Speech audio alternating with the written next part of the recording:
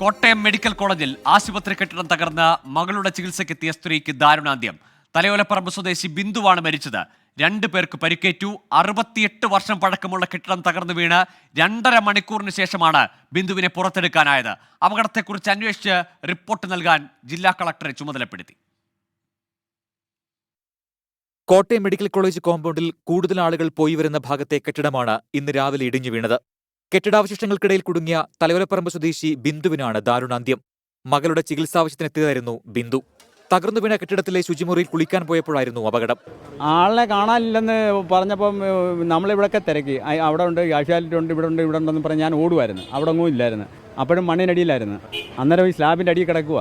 ഞാനിപ്പോൾ ആ ഒരു പരാതി പറഞ്ഞിട്ട് കാര്യമില്ല. എൻ്റെ ഭാര്യ മരിച്ചിട്ട് നിൽക്കുന്നത് ഞാൻ ആരുടെ പരാതി പറയുന്നത്? ഇതൊക്കെ നേരാൻ പാടിന് ഇപ്പോഴും ഞാൻ പറയുന്നത് ഇനിയുമുള്ള കാര്യങ്ങൾ നേരാൻ പാടിനാവണം. 14-ാം വാർഡിൽ ശുചിമുറികൾ ഉൾപ്പെടുന്ന ഭാഗമാണ് തകർന്നത്. ഞങ്ങൾ കുളിച്ചുകൊണ്ടിരുന്ന ബാത്റൂമിൽ കുളിച്ചിങ്ങോട്ട് ഇറങ്ങി കഴിഞ്ഞപ്പം ഇടിഞ്ഞിടിഞ്ഞ് വരുന്ന ഞങ്ങൾ കാണുന്നത്. ഞങ്ങൾ ഇങ്ങനെ ഇവിടെ സൈഡിലേക്കോ അവിടെ നിന്ന് ഇടിഞ്ഞിടിഞ്ഞ് വരിക. നടന്ന ജീവിതം തന്നെ കണ്ടിരിക്കാൻ പറ്റത്തില്ല. അതുപോലെ മനസ്സ് തകർന്നു പോയി സാറേ. മുത്തശ്ശിയുടെ കൂട്ടിരിപ്പിനെത്തിയ വയനാട് മീനങ്ങാടി സ്വദേശിയായ 11-കാരി അലീന വിൻസെന്റ്, കാഷ്വാലിറ്റി ജീവനക്കാരൻ അമൽ പ്രദീപ് എന്നിവർക്ക് പരിക്കേറ്റു. കാലപ്പഴക്കവും ബലക്ഷയവും കാരണം കെട്ടിടം അടച്ചിട്ടിരിക്കുകയായിരുന്നുവെന്ന് അധികൃതർ.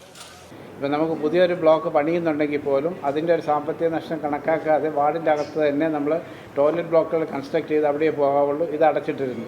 ഇത് വെറുതെ സ്റ്റോർ റൂം പോലെ അവർ സ്റ്റാഫ് വെക്കാൻ യൂസ് ചെയ്യുമ്പോൾ നമ്മൾ പറഞ്ഞൊന്നും ഉപയോഗിക്കരുത്. അതായത് ഹെഡ് നഴ്സിൻ്റെ ചുമതലയാണ് അത് ഉപയോഗിക്കില്ല എന്ന് ഉറപ്പ് വരുത്തേണ്ടത്. നമ്മൾ പറഞ്ഞിരുന്ന ഇൻസ്ട്രക്ഷൻ കൊടുത്തിരുന്നതാണ്.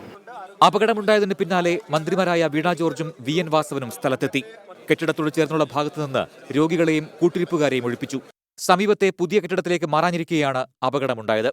Toby Johnson, 24, Kottayam.